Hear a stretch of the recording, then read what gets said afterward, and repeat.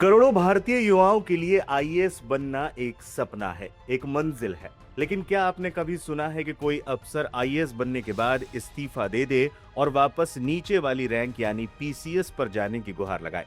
सुनने में ये फिल्मी लगता है, लेकिन ये कहानी है यूपी के जाबाज अफसर रिंकू सिंगराही की। वो अफसर जिसने भ्रष्टाचार के खिलाफ गोलियां खाई, चेहरा छलनी करवाया, लेकिन अपना ईमान नहीं बेचा।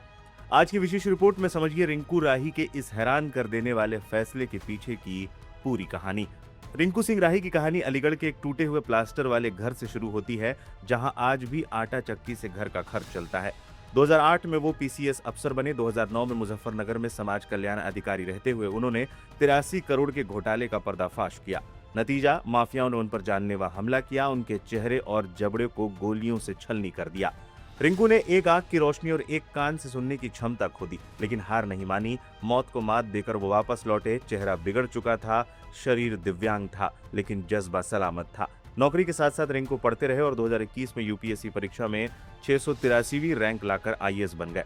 ये एक ऐसा मुकाम था जहां पहुंचकर लोग खुद को सुरक्षित महसूस करते हैं, लेकिन रिंकू के लिए संघर्ष अभी खत्म नहीं हुआ था। आईएएस बनने के बाद उन्हें शाहजहांपुर में एसडीएम बनाया गया था। यहां उन्होंने खुले में पेशाब करने वालों से उठक बैठक लगवाई। विवाद बढ़ा तो उन्होंने खुद भी उठक बैठक लगाई। वीडियो वायरल हुआ और सजा के तौर पर उन्हें राजस्व परिषद से अटैच कर दिया गया। 2 महीने तक बिना किसी जिम्मेदारी के खाली बैठे रहना रिंकू को गवारा नहीं था। उन्होंने नो वर्क नो पे के आधार पर सैलरी लेने से मना कर दिया। उनका कहना था, जब काम नहीं तो जनता के टैक्स का पैसा क्यों लूं। अब रिंकू ने सरकार से निवेदन किया है कि उन्हें आईएएस पद से मुक्त कर वापस उनके पुराने पीसीएस कैडर में भेज दिया जाए। वजह, उनका कहना है कि आईएएस के तौर पर उन्हें वो तकनीकी सहयोग और माहौल नहीं मिल रहा है जिससे वो जनता की सेवा कर सकें। वो कहते हैं कि उन्हें सुर्खियों या राजनीति का शौक नहीं है, बस वो अपनी सैलरी को जस्टिफाई करना चाहते हैं। वो पद के अहंकार के लिए नहीं, बल्कि संविधान की शपथ पूरी करने के लिए काम करना चाहते हैं।